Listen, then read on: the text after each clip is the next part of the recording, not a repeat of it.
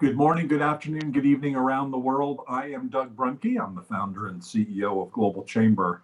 I am a chemical engineer originally, and somehow along the way, I stumbled into global and marketing. And the marketing piece was in the DuPont Teflon business, actually. So it was mainly on the branding side, but certainly marketing became important. So it's always been of interest to me.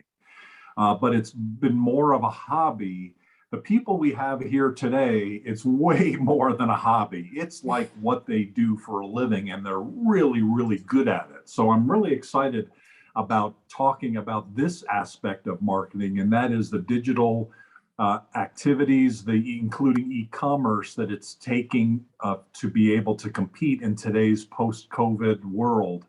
And so thank you for joining us today. It's clearly a very important topic that we all should know about, not only for wherever we are today, but for the future, because this is kind of where it's at. And I can't think of a better person to lead the conversation than Kuntal Warwick Shaw. She's really good at this, and she is going to be able to facilitate three really outstanding people in this conversation. So Kuntal, thank you for leading this conversation. I encourage everybody to enter your questions in the chat area. I think we can also have an opportunity to have the questions asked live along the way.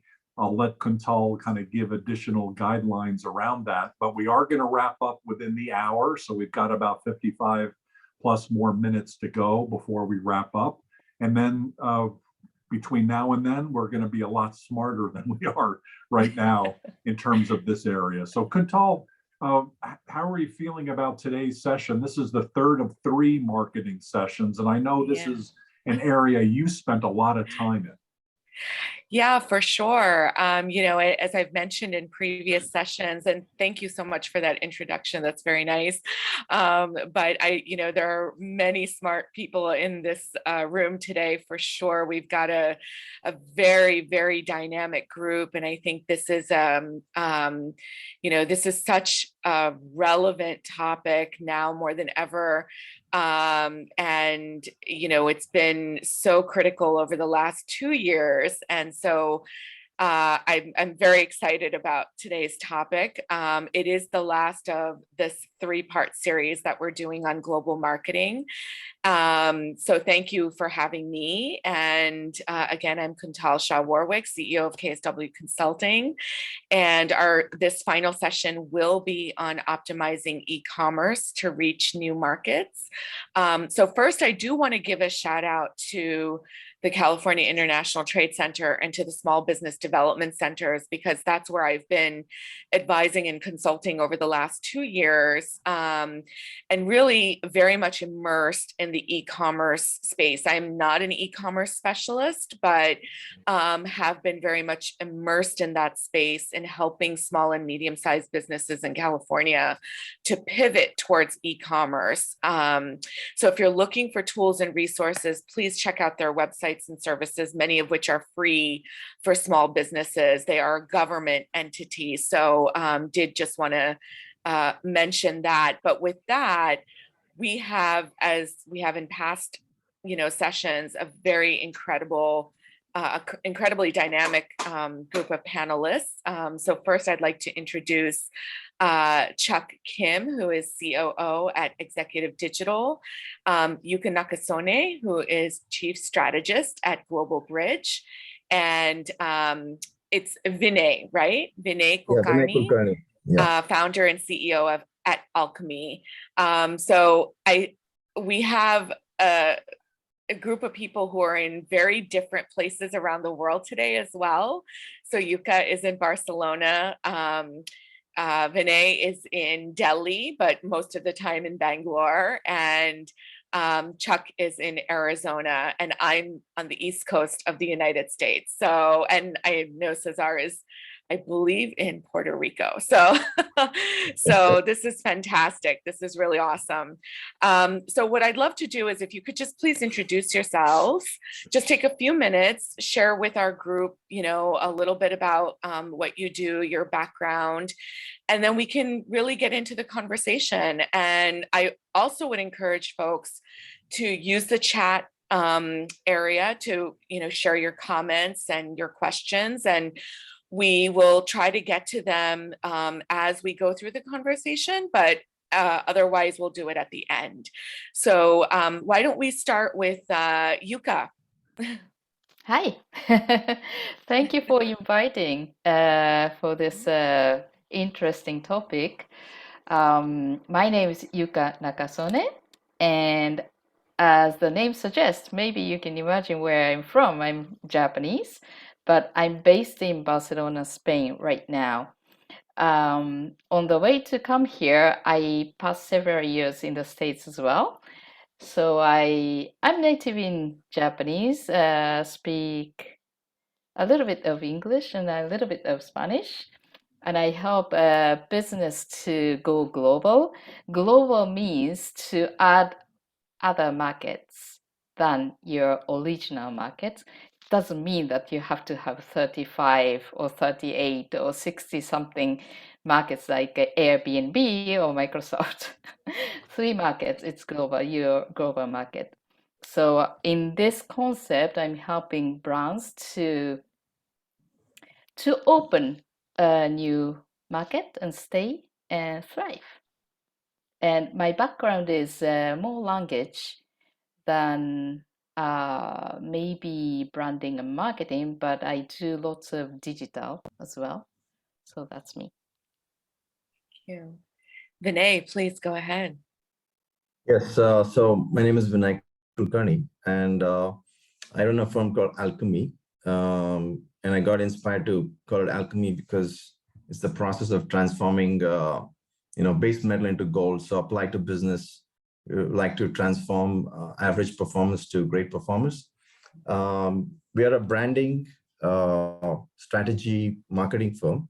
So we provide end-to-end, marketing services, but one of the key focus areas is designing, building, and actually operating e-commerce stores for clients. So it's like a one-stop solution. So, and all the digital marketing required to run the business and grow the business. So we take care of all that. Yeah, and we're based in Bangalore, but we serve the US market as well as the Indian market. And so I look forward to a great conversation today.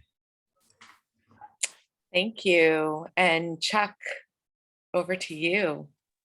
Cool. Hi, everyone. Sorry, I'm not sharing my video today, but kind of getting ready for my kids' parent-teacher conference. So I own Executive Digital. Basically, what I do is I work with CMOs and marketing directors and business owners, and we design overall marketing strategies and lead funnel flows to help grow their brand. A lot of people use us for SEO, but that leads into much more, which is web development. We're BigCommerce certified partners, so we build out a lot of like Shopify BigCommerce stores. We can do headless WordPress and BigCommerce, and so headless BigCommerce. So that's built within a WordPress theme. But there's a lot of other different things that we can build out and strategize for e-commerce stores. So depending on what products that they're selling, we can include in affiliate marketing strategies to say, for example, like if it's a large e-commerce retailer, we can increase their website conversions by different AI tools that we have at our disposal. So it gets pretty interesting in terms of what we can do with e-commerce stores. So like I'm all about collaboration. It sounds like there's some good marketing people here on the call. So I'm all about collaboration and brainstorming different ideas. Great. Well, thank you all so much. And I think out of, each area that we've touched on thus far, you know, marketing and branding for emerging markets, social media, and now e-commerce, these are all such practical spaces, right? You have to execute well in order to see results. But within that, I think there's been this sort of common thread, which is the branding component. And that's really where I specialize, branding, positioning, and engagement. But I think this area in particular, e-commerce, you know, the whole world is really beginning to understand the meaning of digital transformation.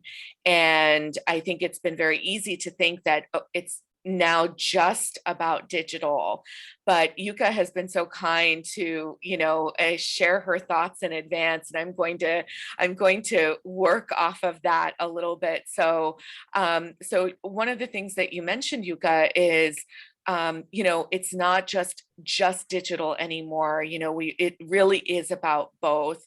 We've talked about fusion marketing, we've talked about hybrid models, and that's really what we're seeing now.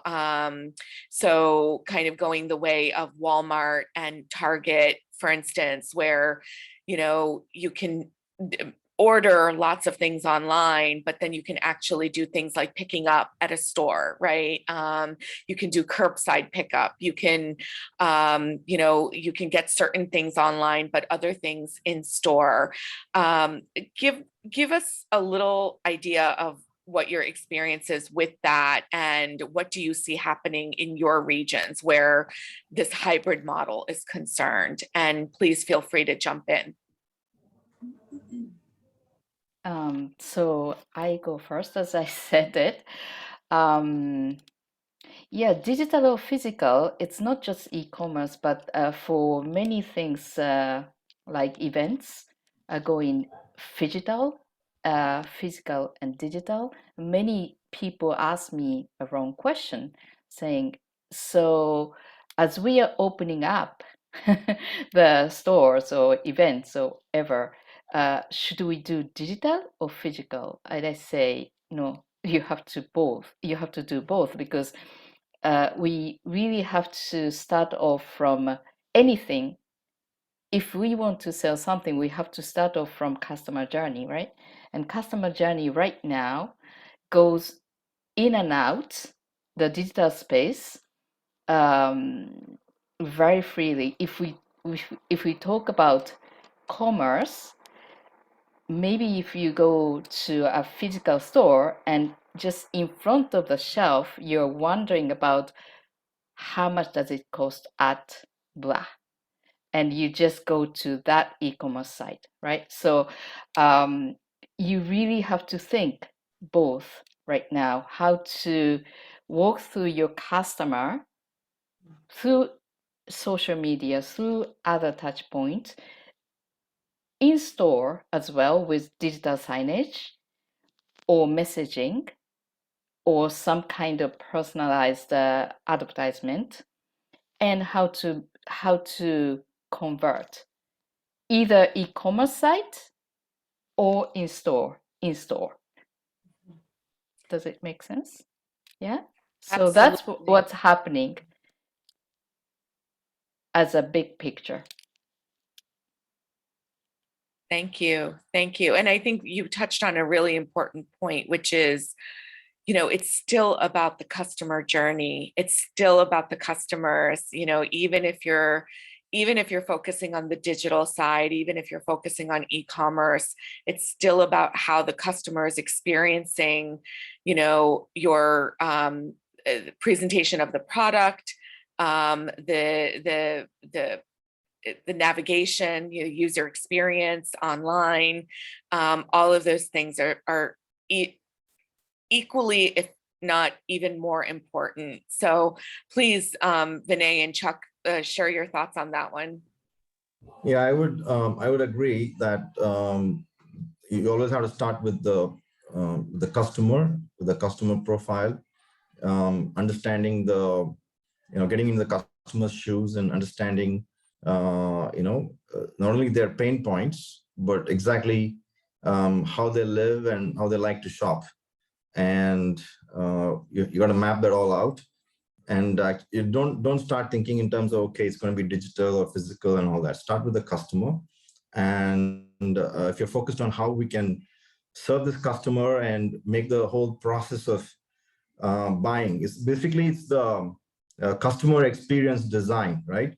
And when you put on that hat, okay, you get into the most altruistic profession in the world, because when you wear this hat, you only think about the other, only think about the customer, and you become one with them, and try to experience life through their eyes, and then a lot of things become really clear, and then you can think about whether to use the digital medium or a physical medium, whatever makes sense along their journey, to fulfill their needs.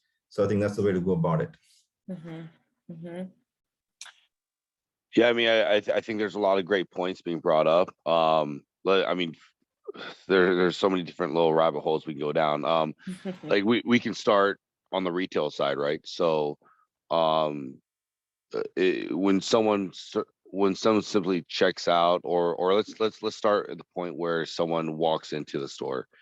I mean, there's different technology to where you can ping notifications onto their cell phone and promote deals onto their cell phone right then and there, just by proximity. When they check out, you're starting to think about customer reward systems built in within the merchant processing system.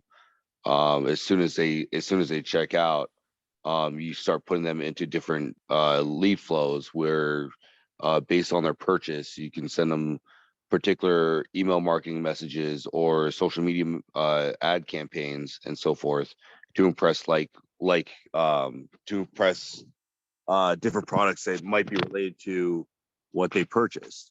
And then you want to get them back onto the e-commerce store, because if they're not spending time in the store, then you want to try to get them into the e-commerce store by impressing products that they might be interested in.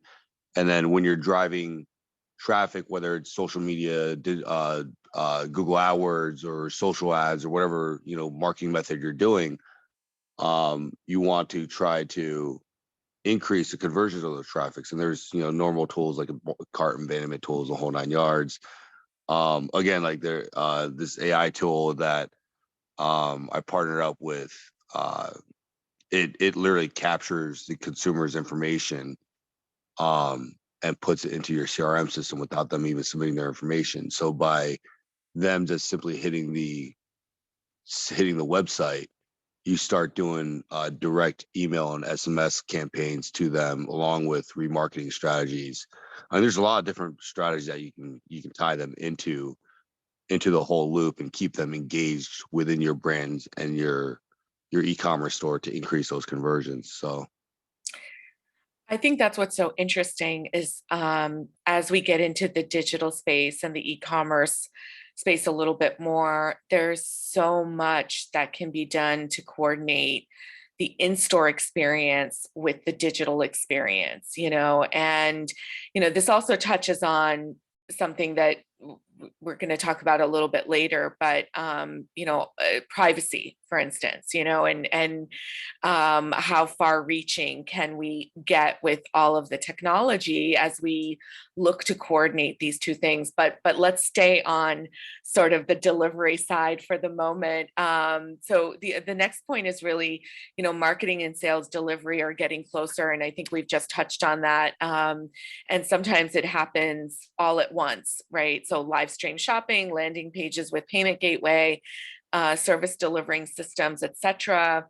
And I would like to just go one step further on that, which is, to even like, for instance, many fashion sites, including eyewear sites, are providing virtual fitting rooms, right? Or you can upload a photo of yourself and try on a frame, that type of technology.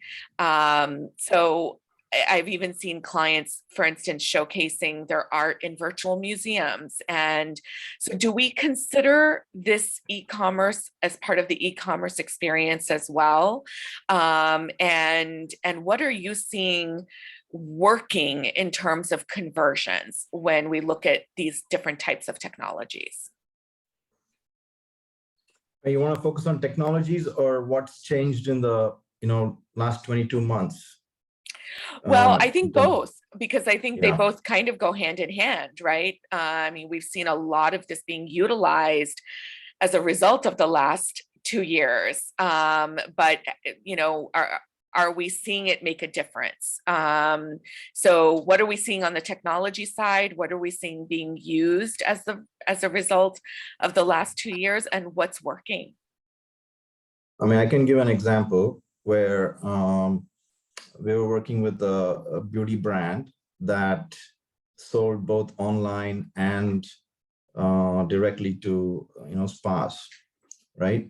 And during the last 22 months during the pandemic, so since spas had to be closed and people couldn't really go and get their facials and services, so we thought of creating a spa at home concept. So how sort of creating these packages where not only the product but also the protocol and instructions, and created some additional add-on products to it so that they could have a spa experience at home, and combine that with online consultation with estheticians who could guide them into having their own spa experience at home. So that's one example. But then there's examples of people who had, who are mainly selling through the offline channels, who during this time decided to, go online and have their own e-commerce store, right? And then there were others who were starting completely new businesses, and the first thing they thought about was just go on the e-commerce route. So in the case of those who had offline businesses, the challenge was that they thought of the product as a product and not as a combination of the product plus the services and the delivery channel and the delivery experience all bundled together. So they thought they could just simply take the product that they're selling offline and just build an online store and put it online and start selling. So they were in for a big shock. So we had to guide them through that to think differently, and had to recreate the whole and think through the online shopping experience, and actually had to modify the products and the associated services and the pricing and so many other things for it to become e-commerce worthy. And then there were others who were starting new businesses, and some of them basically who decided to quit their regular job and get into entrepreneurship. And so they had this idea, and the time is right, they want to go e-commerce route, but then they had to be guided through it's not just about a website, right? You're building a business. So it's not just a website. So they had to think through the whole process of actually first creating the brand, creating that whole story, creating the experience, and starting with thinking about who's the customer. Some people believe that there's an online marketplace just waiting for them to put stuff online, and people are just going to rush there and buy their stuff. So those people were in for a shock too. So we had to guide them through that, that whole process. And but I think technology has really gotten a lot better in the last 22 months, and more e-commerce tools certainly have emerged that for somebody just getting into the e-commerce world, there are better tools available now than there were before, I would say. Yeah. Yeah. And so as far as the tools go, because we know that a lot of companies, and that's a great example. I think the spa example is pretty amazing. we know that so many companies have made these kind of pivots, and new technologies have come out as a result, or being utilized a little bit more. What are we seeing in terms of some of these new technologies, and how effective are they? And as Doug has touched on, what's likely to come ahead now? If Chuck, maybe Chuck and Yuka, you can speak on that a little bit. Yeah, sure. In terms of technologies that help e-commerce stores and in general, just businesses online, there's two that's been really fascinating. One, my buddy has created like this AI tool to help drive, one, help drive even more organic traffic to your website, but secondly, it increases conversions. So it captures the user's information, and then we keep them in the cycle of remarketing, which is incredible. So companies like Pier 1, Ace Hardware, a lot of dealerships are under the belt of using this technology, which is incredible. So I'm incorporating that into my agency and my entire digital ecosystem flow chart. And then secondly, the other technology that I came across was this is more to make your ad dollars more efficient. What a lot of big brands do is they have all their Google AdWords campaigns and so forth, but they also bid on their own branded keywords. And what this technology does is it actually it automatically stops campaigns on branded keywords if there's no competition. And the thought behind it is, if you're already ranking at the top of Google for your branded keywords, you're cannibalizing your branded keywords, and you're actually having to spend what ends up being is like you're actually spending ad dollars on branded keywords when you don't have to, when it would have been an organic click. So there's a lot of different ways where like that really helps in terms of making your ad dollars a lot more efficient, so that way you're not wasting dollars, and then obviously becoming more efficient in terms of capturing customer data or traffic data to help drive your conversion percentages higher, which I find really fascinating. Yeah, absolutely. I think that's so true. And that touches on kind of the next point, but I want to give Yuka a chance to respond to this as well. Yeah, because technology is my field. Yeah. I'm a technology and innovation expert in retail and localization, both. My experience in these 2 years is a little bit different, because before the pandemic, I've been working for a retail technology company as a globalization director, meaning this retail technology company was doing what Google was doing online, offline. So through their core product, which is digital signage and sensors and cameras, we analyzed the customers on-site, in-store, on-site, airport or museums or theaters, to create analytics like Google since 2008 they founded the company. They've been doing this. In 2015, SoftBank from Japan invested. That's when I entered the business. And then it's more than 5 years before the pandemic. And 2017, they acquired award-winning Google Analytics company in Spain, which was one of the best in Southern Europe. So we had 360 degree of customer insights through analytics and data much before the pandemic. So I know that lots of technologies were there before, but this pandemic, what this pandemic did was to push it, to make people realize, to utilize this kind of technology. And of course, the stores went locked down. So while I was still working for this company, Be Blue,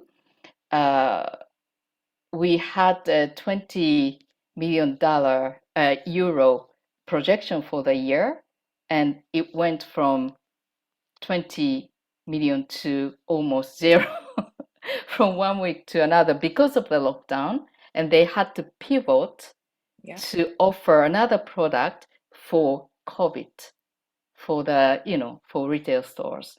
So that was my experience in the retail technology and COVID. So I know that there are lots of technology that were before, and now it can be utilized more when it's open up. And from this experience, I mean, Chuck said about headless. Headless is now kind of standard. I worked for headless companies, headless technology, globalization technology as well. And I worked for AI. So anything is kind of possible right now, so that's my experience, whatever you want to do, if we talk about technology. Wow. Okay. And what are we seeing? Obviously, we have to differentiate between B2C and B2B and, industries and that sort of thing. But across the board, what are we seeing in terms of technology usage for e-commerce that's really driving conversions? Or are we still talking about the user experience there, in terms of just, build that branding and brand loyalty and building that sort of, relationship, or is there something else that we're seeing emerging that's really driving conversion? What I'm seeing right at this moment is social selling is becoming a norm, but brands are realizing that these social platforms are kind of controlling the brands, because the brands can see everything, every single data they want to see. So there are some technologies coming out. For example, the brands to do the live streaming shopping on their site instead of social networking platform. So that's the latest trend I'm seeing. And I'm not sure where we are going, but this kind of quick selling is becoming known for B2C. And B2B is, for example, BMW, as far as I know, they're doing social selling as well. I mean, and Merrill Lynch Bank is doing social selling. They're banning cold calling, cold emailing, and they're much more relationship build marketing and branding right now. So that's what I'm seeing. Yeah, I think Vinay, you have something to add to that. I think we can all agree, but would love to hear from you. Yeah, I would agree with Yuka about this social sites, especially Facebook. I think there's I have experienced this, the control that they hold, and they change I mean, they're supposed to have the best in engineers and designers and user experience designers in the world, but I'm really surprised the kind of the backend consoles the changes they're making right now. It's extremely it's not at all user friendly, and it's actually insulting to the users. And we're constantly looking for alternative, routes for doing this. But also, one other thing that's converging is there's more people shopping online. That's one thing. And also there's more, they have time to do more comparison shopping. So user experience design on the site, that you apply to your site and to your apps is definitely very important to stand out. That is where the experience is the brand, right? So that's where that's happening. And also Google is paying more attention to the experience users are having on your site. So that's definitely important. We're also seeing that, at least for the brands we were managing before the pandemic, the trend was more and more people shopping on mobile phones. But during this time, we saw that more people, it balancing out and going back to tablets and laptops. So that was something we noticed, and we adjusted accordingly. But definitely there's going to be something is going to happen, some shakeout is going to happen with respect to social media advertising for sure in the coming months, I think. Chuck, did you want to add anything there? Yeah, I mean, I think the biggest things I've seen when it comes to social media advertisement is a huge shift towards TikTok advertisements. And I think the biggest issue when it comes to scaling TikTok ads is the fact that it's their videos. There's not a whole lot of businesses that have the time or bandwidth to do videos, especially videos that come out to be that they're supposed to look very organic and not look like ads. So a lot of budgets from what I'm seeing are being shifted over to TikTok because there's actually a big debate between Instagram Reel ads versus TikTok ads, but still a lot of people are moving their budgets over to TikTok, which is really interesting. And I agree with everyone. Like Facebook in itself has been doing some weird things with their algorithms, where they're randomly shutting down ad accounts for no reason, and their support is god awful. And I think that's a huge reason as well why people are just sick of pushing ads on Facebook when they can use other mediums. There's a couple other things. Like last night, I got a pretty interesting conversation in regards to the metaverse, which I'm not a huge fan. I just can't. I'm like, man, I'm not gonna sit around wearing goggles, pretend like I'm gonna live in some weird metaverse. But but when it comes to like retail and stuff, it actually is really interesting how people there's a strong belief like owning retail spots in the metaverse to have your stores up and live within this metaverse is going to be a thing. And I'm like, oh, I guess so. Maybe for my kids, but there's no way in hell I'm going to be sitting around in a metaverse. So yeah, it'll be interesting. I think with all of these new technologies as social changes as well, because, we've been in this sort of, beginning of the social universe in the 2000s, in the mid 2000s. It evolved to sort of a selling platform, and then we've been in that for a few years, and now we're seeing that shift yet again. And I think the last session we mentioned how a couple of big brands are completely pulling themselves off of social and really taking more control over their selling right through their own website. So I do think that that's going to continue to be a trend. And I think, we haven't touched on this really, but content, and how I think a lot of brands and companies are beginning to understand how important relevant content is to e-commerce, that these two things really do ultimately go hand in hand. What is your experience with that? So if I can jump in, so content is I would say is as relevant as ever. Probably more important. But Yeah, and I think there was a trend to there was a tendency probably in the recent past to just slap some content together and just throw it on your website and but again one of the problems is that designers think of content as not part of design. Mm-hmm. That's the problem.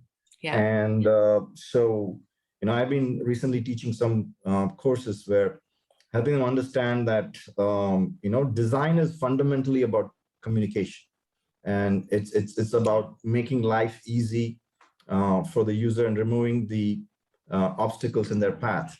And it's not independent of content.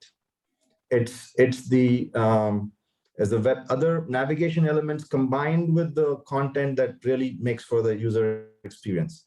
So that's number one. And two, it has to be really authentic and engaging content. Yeah. Right. It's not just something. But now coming back to technology, now there's a lot of AI-based tools that are trying to get onto this AI-based content bandwagon, but really, a lot of them actually make it worse than, simply, you're writing something yourself. But still, there are a few tools, but you really have to stitch them together. There isn't a single tool that does the entire job. And still, we're not at the point where you can get the human out of the equation.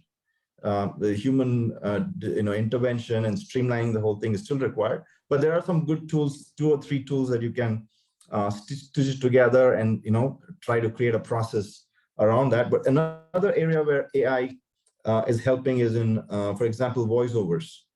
Now there are tools where you can AI-based tools where you don't have to wait for a voiceover artist. I mean, they still have a long way to go to make it really, really good, but I think they've made a start. And AI has also entered UX. So now you can actually, sketch, for example, a website layout on a piece of paper, and you can scan it into this tool, and it will give you a design, and it might even give you the code, the UI code. So, things have come to that point. So that's really good. And there's many other areas, right? And even I think the day might not be far when, we may not have to use Photoshop anymore. A lot of the Adobe tools, maybe in a few years might become obsolete. And one example is Canva. Canva is really doing extremely well, and yeah, I mean, it's true. I started out like 15 years ago in a completely, I wasn't even doing marketing, but beginning to get back into it in a university setting. And I went through Creative Suite training, Right. and learned all about the InDesign sort of functionality, and used that for a little while. But so quickly, I would say even as early as like 2010, as e-commerce was really beginning to take off, so many different tools came out where you didn't really have to rely on, the Adobe toolkit, really. And now Canva has really changed the game entirely, I feel. So, yeah. And if there's anyone here who's had experience using SMS marketing, I'd like to hear about that too. Just. Yep. Please. Thank you for mentioning that. We don't have a whole lot of time, but left, but would love to hear from our audience and kind of understand what you're doing, what you're experiencing, what you're seeing in terms of your customers and your clients, or your companies.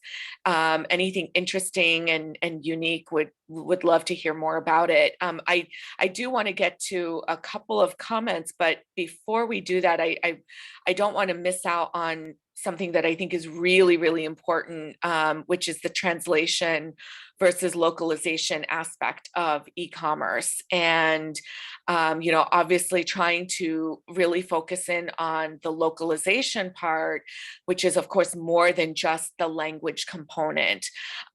So given that we have such a diverse group here, based out of different parts of the world, what are your thoughts on that? Like, what are you seeing, Yuka, in the Spanish market, and Vinay, what are you seeing in the India market, and then Chuck, what are you seeing with some of your global clients as well? I think this is so important. Yeah. So I can talk about global because it's not about Spanish market, it's not about Japanese market. Sure. When you go, what people realized after going to so digital, that digital doesn't have the borders, except for a very special cases like in North Korea or maybe the mainland China, which has the Great Wall. So when you're digital, you're global, meaning you can reach to other part of the world, but it doesn't mean that they're your market. I mean, you have to think where to go. Where is the market, your market? Where it makes sense to go, right? So, for example, when an English speaking countries people say, I have clients from 30 countries, so I'm global. Yes, of course. But it's just scratching the surface of every single country's market. And if you really want to sell, you really have to localize, meaning adapt language, of course, culturally, and function. For example, if you go to China, mainland China, you need WeChat instead of Facebook, right? And all these things that needs to be taken care. Otherwise, you can't resell. Translation can make you foundable in the internet, maybe, but translation doesn't sell. You really have to localize the experience of the customer, not just the language. So that's my work. I do globalization. It's not just Spanish, Japanese. If anybody has any question, I can answer. For example, you can't really use the same social selling strategy for WeChat and Facebook because the business model of WeChat and Facebook is different. Facebook sells advertisement. WeChat is, by nature, it's a payment system, right? So you can't use the same exact strategy. You really have to localize the strategy. So yes, so please go ahead. Yes.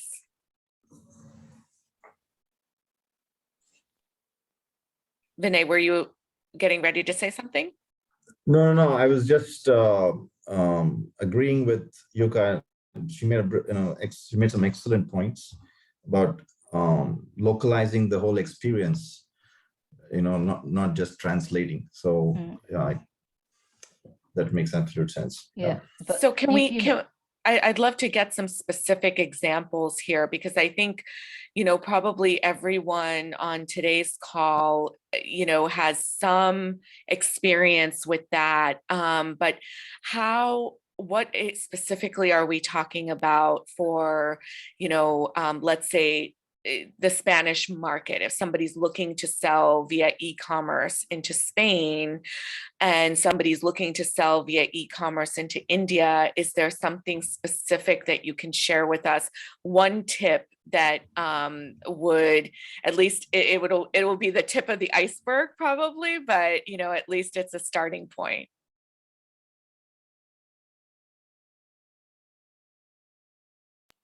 I can go then. So for example, I'm globalizing a winery here in Yes. Spain, and I'm as digital doesn't have borders, I told them I can sell it to Japanese people, but first let's sell it in Europe, the Japanese people in Europe. And this is entirely possible, right? So the messaging we have to do is not exactly as Spanish market. It's not tradition. It's not tradition. I mean, for Spanish people, you can sell this wine with, this is a tradition, this is, you know, kind of culture, old culture. But for Japanese people, this is sparkling wine. I have to sell it elegance instead of tradition. So it's different. So you can't really translate. So that's a kind of, you know. So it's basically position it differently. Oh yeah, of course. And for Northern European people as well, it's slightly different, not exactly the same as the Japanese people. Got it. Very good. So I know Doug had a question here. How are buying patterns changing? Yuka, you mentioned the example, or one of the clients that you've worked with, the winemaking clients, but how are consumer needs and wants changing globally as well? Can we speak on that a little bit?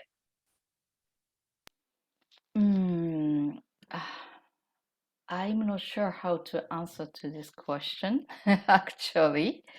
But if, for example, distribution in Japan is totally different. So we have to think differently how to enter the market. Once enter the market, how to strategize, totally different. So we have to think one by one, but we don't have so much resources. So what we have to do is think wisely what we can translate, what we can localize, and what we can recycle. So that's what I do, globalization strategist, as a whole, how to streamline and how to optimize the resources to sell most in the your global market, your collection of local markets. Did I answer to your question? I think, yeah, for sure, a little bit. So I'll open it up to the rest of the group. Yeah, I'll just jump in there and add real fast, and sorry for the background noise. I'm just in an Uber headed my kids' parent-teacher conference. But no problem. So I think that's a good question to ask. And I think based off of like data and conversion data, one of the biggest factors here in the U.S. market is really is how quick can you get the product in the consumer's hands. If the lead time to get the product into the consumer's doorstep is a long time, and that's gonna impact sales. So if you have like a poor reputation in regards to the fulfillment on that end, then you're gonna get you're gonna really detract your conversion rate. And then driving reviews is gonna be a big thing as well, because people, as you know, there's more online shopping done, reviews are a big thing. So you have to capture quality reviews and build that up within your storefront. Now, so very interesting, Chuck. I think that's kind of like standard, a lot of the standard e-commerce sort of barometers. Is that true in, does the same go in India, and does the same go in Europe? I'd love to know a little bit about that. Yeah, definitely. The same thing works in India. In fact, there's a small revolution probably happening in the grocery delivery market, but a lot of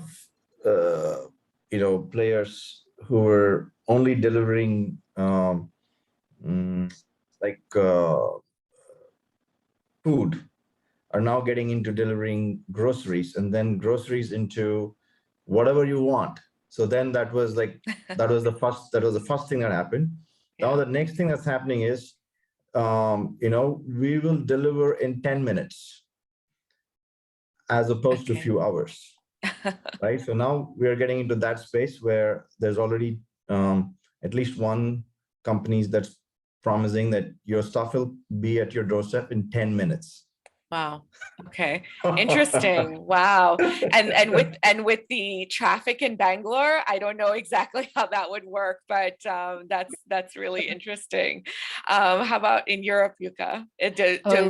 Customer reviews and that sort of shortened time between order and fulfillment. Is that true in Europe as well? Yeah, it's true. I mean, user-generated content is really, really important. And actually, this is where you can use AI to translate, right? I don't have much time to develop, but I have lots of experience in this as well. And surely for delivery, last mileage delivery is very much like in fashion right now, and it's catching up as Japanese mode. Japanese have a very good delivering system before the pandemic, and I think Europe is catching up. Okay. Well, this has been really interesting. I think we really we've barely scratched the surface on this conversation, of course. I know we're seeing a lot of different technologies coming in, particularly in the content space. I know Bynder, BYNDER.com, is doing a lot in terms of content automation, and it looks very, very interesting. But I agree with Vinay that, where that goes, I haven't tried Bynder yet, but what I have tried, there's often a lot more work that needs to be done once you've gone through automation than before. So, but it'll be interesting to continue to monitor that. And, one area that we didn't really touch on that I would, love to have a conversation about or hear more from folks in the future is e-commerce when it comes to services, right? And how that's also beginning to change, how companies in the service space are beginning to think of e-commerce and integrate that in more into their business models. So we have maybe a minute or two left. I don't know if anybody can speak to that at all. Sorry, I think I missed that question. Can you repeat that one more time? So how service industries are beginning to utilize e-commerce a little bit more. Oh yeah, so this is kind of interesting, right? If you can do e-commerce or virtual service, it's super interesting. So one of the businesses, one of the industries I'm driving a lot of SMS traffic. I know there's a question about SMS earlier, is for testosterone therapy. So people sign up, they get their blood work, delivered to them, and then they have to take the test, submit it, or they can go to the lab, and then you use telemed for the medical appointment, which is it just streamlines everything online. So we're probably going to see a lot more medical services done online, which will be really, really interesting. I mean, we're already seeing a lot of teledoc, but yeah, overall, I think medical is going to be done more online. And I think to that end, I know we've seen a lot of this in California, in the genetic sequencing space, if you can believe it, so of course 23andMe is already there. That's product based, but taking data and then being able to utilize it in, more of the sort of medical provider area, connecting those two things. We're seeing a lot of that on the West Coast. So I agree. I think, medical will probably lead the charge here, but I wonder, I know we've just got just maybe another minute or two, but I wonder if anybody else can speak to the services area, if you have any experience with that. So for example, the AI company I was working for, they're delivering AI services. I mean, it's implementing AI system. It's not software. You have to customize a lot, but they came up with a subscription kind of system so that it's kind of generating revenue. It's kind of e-commerce, right? So this is what you want to kind of point out. I think Yeah. very similar, sure. I'm even thinking of what did I come across recently? I think medicine is definitely at the top of the list, but I don't know why I'm thinking copy machines for some reason, but even office services. I mean, I know many years ago, there's a company locally that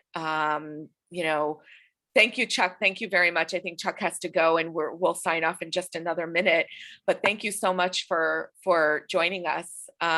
So there's an administrative services company that was doing a lot of things online. They were selling a lot of administrative services online. So I think a lot of companies are beginning to think in those terms, whether that was influenced by the pandemic or not.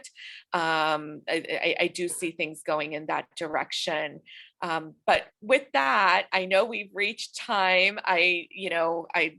Let's just check and see if there's okay. I don't think we have any other questions right now, but that's, I think, it for our conversation portion. I'd love to open it up for others to comment or share their thoughts, but I know that we're at the hour. So Doug, I'll hand it over to you. Great. Yeah, sorry folks that we went a little bit over, but certainly the recording, hopefully that works out particularly well. I guess the couple things I'd like your thoughts on, Kuntal, kind of as the wrap up on as far as the user experience that was discussed. I mean, a lot of why I was asking about that is I've been watching my wife this year Christmas shop online. She's never done it before, never really had an interest, and yet nearly 100% of what happened this year was online. And it was magnificent for the retailers because, really literally every day I'd be getting messages saying, thank you for Bloomingdale's and Macy's and Nordstrom's, et cetera, et cetera. It was a big Christmas for the Brunke family. So I feel like there's people coming in, inflowing into the e-commerce space that may be different than what has been, but that may be just my personal experience. And then I was also interested in your question around conversion and what technology is doing around that. I think all of us, as a user at least, experience good and bad attempts at trying to kind of close the door. We know that we walk away from a lot of different things, and I'm curious in terms of what you're seeing out there relative to that, and is there an evolution going on here where in the next several years, because of all these new users and because of technology, particularly artificial intelligence, are we kind of on the cusp of a next generation of experiences through e-commerce? Yeah, I think there's going to be. Sorry, go ahead. Sorry. Oh no, I would like to just answer that, and then happy to have you jump in, Vinay. We put out an article, this was now maybe 2 years ago before the pandemic, called the Netflix model for marketers, content is still king. And I think that people really should look at the Netflix model, because they sort of revolutionized e-commerce in a way. You know, they took this brick and mortar mainstay of, you know, movie watching, and they really turned it upside down. And how did they do that? Well, they did start with great algorithms. They did start with data. They did start with understanding their customers and behavior patterns and what they're watching and what's resonating. But then what they did beyond that, they didn't stop there. They created amazing content. And, you know, I still kick myself. The day they came out with House of Cards, I wish I had bought their stock because it's skyrocketed. And I knew that it would, because this is, I really do think, what it's about. You know, it's if a brand, if a company and a brand can really resonate with how they make people feel, I think they're going to get a lot more attention and ultimately conversions. But let's not be mistaken, you know, the tried and true of marketing, advertising, and all of that is, if you've got a great product, people are going to keep coming back and they're going to want, you know, new people are going to want your product. If your product is just so and it's not really meeting a real true need, then you're going to get those conversions once, and then you're always going to be fighting for the next one, you know. So I think it's really a combination of a great offering and this marrying between automation, technology, data, and content. That's what I see happening. And really Yeah, people just coming add? back to the content side of things. Yeah. Can Can I I add just add something? to? Yep. Okay, Yeah, go ahead. sure, Go ahead, sure, Yuka. No, sure, go ahead, Vinay. Yeah, so I was gonna say, I think the next thing is gonna be the million-dollar question in e-commerce has always been, how do you get the online shopping experience to be almost as good as an in-shop in-store experience, right? Where you can touch and feel things. So in that direction, the VR and AR is gonna play a role, augmented reality and virtual reality.